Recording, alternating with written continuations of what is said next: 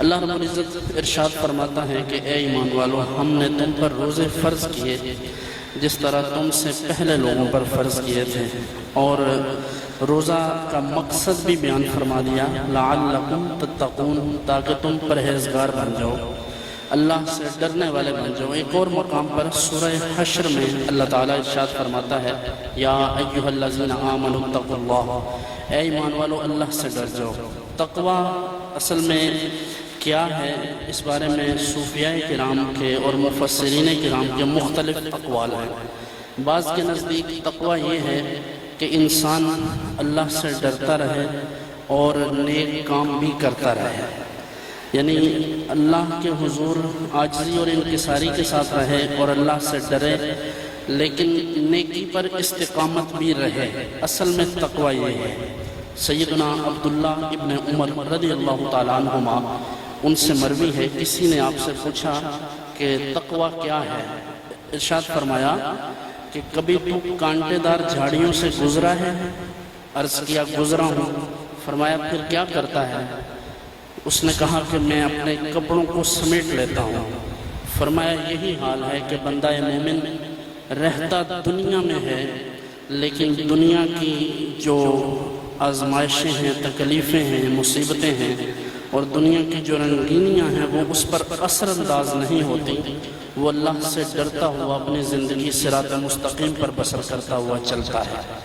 تو تقوی یہ ہے دراصل کہ بندہ نیکی بھی کرے اور اللہ سے بھی ڈرتا رہے۔ بعض لوگ چند نیکیاں کر کے 2-4 نمازیں پڑھ کر یہ سمجھتے ہیں کہ شاید اللہ کی بارگاہ میں ہمارا مقام اور مرتبہ بہت بلند ہے، اور دوسرے لوگوں کو وہ حقارت کی نظر سے دیکھتے ہیں اور یہ سمجھتے ہیں کہ یہ لوگ بے نمازی ہیں، ان کی داڑھی نہیں ہے، ان کا لباس اچھا نہیں ہے، تو شاید ہم نے داڑھی رکھی ہے یا ہم نے نمازیں زیادہ پڑھی ہیں تو اللہ کے نزدیک ہماری قدر و منزلت زیادہ ہے۔ ہرگز ایسا نہیں ہے۔ ہمیں اپنے اسلاف کو دیکھنا چاہیے کہ انہوں نے لوگوں کے ساتھ کیا رویہ رکھا۔ حضرت میاں شیر محمد صاحب رحمۃ اللہ علیہ شرف پوری، ان کی خدمت میں ایک شخص آیا تو ان کی تقوی اور پرہیزگاری کی وجہ سے یا سنت کے ساتھ جو ان کا لگاؤ تھا، اس کی وجہ سے حال یہ تھا کہ کسی ایسے بندے سے کہ جس کا لباس یا جس کی وضاحت شریعت سے ہٹ کر ہوتی تو اس سے ملتے نہیں تھے۔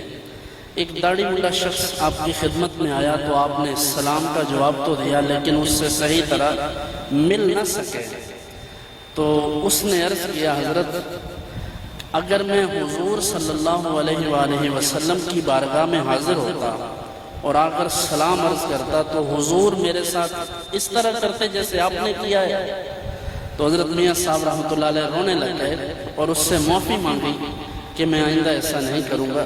تو یہ اگرچہ سنت کی غیرت کی وجہ سے تھا، لیکن حضور علیہ السلام کے اخلاق کو دیکھیں، حضور کے مبارک طریق کو دیکھیں تو ہمیں یہی درس ملتا ہے کہ کوئی جس حال میں بھی ہو ہم اس کی عزت کریں۔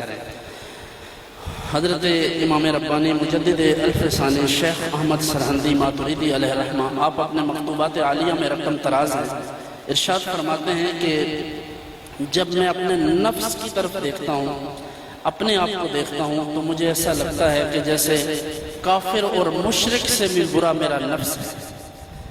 تو اس لیے بندہ مومن کو تو ہمیشہ عاجزی اور انکساری میں رہنا چاہیے، اور تقوی ہمیشہ نصیب ہی اس شخص کو ہوتا ہے جو سب کو اپنی ذات سے اعلیٰ سمجھتا ہے۔